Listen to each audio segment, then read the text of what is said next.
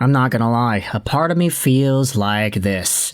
Because when it comes to the Vancouver Canucks, you can say that things can be cooking a little bit.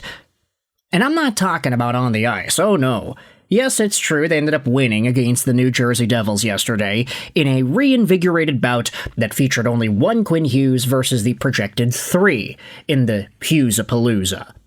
But the reason for the attitude today, and the reason for the smile, looking down, just trying to calmly compose and keep all these emotions within, is because I actually feel excitement.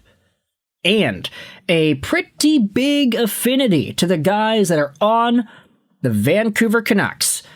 Because today what I wanted to do was head over to an article posted by Ian McIntyre yesterday evening. We're building something. The Canucks are embracing change in the post-Quinn Hughes era. And you know, we're going to have this conversation about culture, about attitude, quite a bit over the next few months because it's going to be a rough ride. Thomas Drance went on to Sportsnet 650 the night Quinn Hughes was traded as a call-in guest on 8:30 p.m. radio, Halford and Bruff. Nighttime drive, mind you. And he went out there and said, yeah, he thinks the Canucks are prepared to crash and burn this season. Finish last, get a top draft pick, that seems to be the plan. 2026, 2027, who knows what happens then, but for now, Vancouver wants to potentially get a high pick. And so with that, there are 50-something games left in the season. The Canucks are going to lose, and they're going to lose a lot. But even though they are losing, you still have culture leaders on this team that are stepping up, that are saying the right things, that are acting as leader figures in the face of the media, and of course in the room too. None of this is to 100% shade Quinn Hughes for not actually saying things about the team and having this attitude towards his departure at the end of his time in Vancouver, which was very evident. But this article by iMac has some very interesting thoughts, and it's a great read. Go out there and check this one out yourself. Link is in the description. The article opens up by talking about how Vancouver ended up beating New Jersey 2-1. The prize piece amongst the 4 assets that the Minnesota Wild surrendered for Hughes, Yves Bouillon, collected 2 points in his first 7 minutes as a Canuck. Yeah, man, what an absolute legend. He's going to be so good. We still need to give a full scouting report video out there for Zeev. I think that's more than appropriate at this stage. But let's continue here with the article. Jake DeBrusk, who signed a 7-year deal, ended up scoring, and then Marco Rossi, he was skating around as the new center. Yada, yada, yada, lots to like here. This is what Brock Boeser said after the game. You don't even know what these guys have yet because they're so young. But today was a step in the new direction, and I'm looking forward to it. Like all the other Canucks who had signed long-term contracts to play on Quinn Hughes' team and have been asked about the trade, Boeser said his commitment to the franchise is not wavering with Quinn Hughes' departure. I'm not the kind of guy who's like, we traded Huggy? Okay, see you later, Boeser explained. The trade happened a little faster than I thought it was going to happen, and it hit me hard. I had a lot of different feelings and emotions, but I do think we got some good players back and we have a lot of good young players now. Obviously, it's going to be difficult, but you know, I have to be a good leader and a good veteran and kind of help lead these guys. We want to change what's been going on in Vancouver, and I do think these young guys are capable of that. We have so much talent in that room. If we learn how to play the right way and mature the right way and learn to play that hard hockey that it takes to make the playoffs, I think we can do it. Ugh, miss me with that hard hockey stuff. Okay, Rick, talk it. But Boeser says some pretty nice things here. Good leadership material as one of the more experienced players on the team. Before Hughes boarded Wild owner Craig Leopold's private jet on Saturday, he had a final dinner out Friday night with a few of his closest teammates. It was really important because it was obviously a big shock, Boeser said, just to kind of grasp the whole thing. You don't want to say goodbye, and so it meant a lot that we were able to get dinner with him and kind of say our goodbyes. We all tried to have an upbeat attitude, but obviously some of us were sad. Losing your captain, I mean, it's always different, Jake DeBrusk said after the Canucks' second win in 8 games. Having new guys, they're excited. All the younger guys. and they all have different energy that they bring. So that's the positive side of it. But yeah, it's definitely an adjustment, but we got enough to win tonight. I think it's kind of hard to judge off of one game, but I liked what I saw in Marco Rossi. I thought that he was fast and quick, he was on pucks, he was looking for me.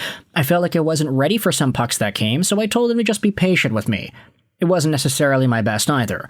I thought Ogren played really well, he was really hard on pucks. He seems like a really strong kid. I thought that he was really heavy on the forecheck, and he's got good speed as well. And then obviously Zeev, lots of skill there. Really fluid skater. I thought he was comfortable out there. Seems like he's pretty confident in himself. Scrolling down here, this is what Adam Foote went out there and said, and Zeev Buium went out there and said, but this is all like about the game, you know, oh, dynamic game, whatever. But as far as going forward with your team, the Quinn Hughes situation was a distraction, Adam Foote said, and you could feel it. I'm sure there were a couple of guys today that lost a lot of energy because they lost their buddy, right? It just happened so quickly that they might not have their legs, but it was important to get the win. The players really fought hard for it, and it's good to see that happen right out of the gate. Now, this is where we talk about Jake DeBrusk's final comments to end off this article. I mean, obviously, it's not what we wanted as a team, DeBrusk said of the new Canucks world without Hughes. No one wanted this. I can tell you that for free. But sometimes sports are weird, and you learn a lot about yourself when the times are tough. Obviously, like I said, we've got to get a lot younger guys, but I don't have any regrets, and I'm still happy to be here. We are building something here. I love that Jake DeBrusk pulled out the old Bo Horvat. I'll tell you that for free. It's a lot better than Vancouver. I'll tell you that for free. No one wanted a world without Hughes, I'll tell you that for free. Okay, we'll stop with the I tell you that for frees. But I just love the attitude and the perspective that veteran players like Jake DeBrusk and Brock Boeser present to the Vancouver Canucks media when it comes to the departure of Quinn Hughes. It is an unwavering belief that being on this team is something that they want to be a part of. And I think that's the biggest thing at the end of the day. We didn't see much of that with Quinn Hughes and the way he ended up leaving the Vancouver Canucks. And now I wanted to go out there and just look for that Thatcher Demko quote. I think it was posted on our Canucks. Let's go out there and take a look here. Here it is right here. Thomas Drance. I knew I wanted to be a Canuck. Goalie Thatcher Demko told The Athletic when asked if he had priced the uncertainty around Hughes into his decision to extend. There's no ifs or buts about that. Like, I wanted to be a Canuck. So whatever the Quinn Hughes situation looked like, I'm in for it. And then you had Conor Garland, who went out there and said similar things. I don't have any brothers, but we are pretty close. So day to day, it'll be off for a little bit without Quinn Hughes. The guys are giving me a hard time today, you know? I'll be walking around the mall by myself. Like, last night I was rating the right-handed defenseman in the league in my room by myself. That's what we, Garland and Hughes, usually do together. Just argue over, who would you take? He's the greatest guy. He goes to a great team. But we've got to move on as a group. Conor Garland, of course, has a son, whom Quinn Hughes is the godfather to. So if there's anybody that this departure would be hurting the most, it's probably Conor Garland. Maybe Petey, maybe Bess, but Garland's got to be up there. And he's saying, he's a good guy, but we have to move on. And of course, there were some other interviews where Garland expressed some very positive things about the Vancouver Canucks and their future.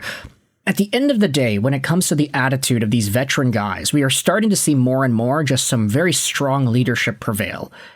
And I think I kind of took for granted what the Canucks had as a leadership core with Quinn Hughes on the roster because, hey, Quinn was the captain. He's supposed to be the guy at the head of the ship. And while that's true in terms of the on-ice play, I think the messaging to the fans and the media was totally something else, thus solidifying Quinn Hughes' status as an unremarkable captain despite being an exceptionally talented player. With that in mind, I want you to let me know your thoughts in the comment section below. How do you feel about these Vancouver Canucks veterans stepping up and filling in that leadership void that losing a captain will leave for a hockey team? What are your thoughts on Boeser, thoughts on DeBrusk, Garland, and Thatcher Demko? Most of these guys are Americans, so it's kind of funny to see that go down. But what are your thoughts on the leadership prevailing at this time? Let me know your thoughts in the comment section below. I hope you enjoyed this video. Sign on. and bye.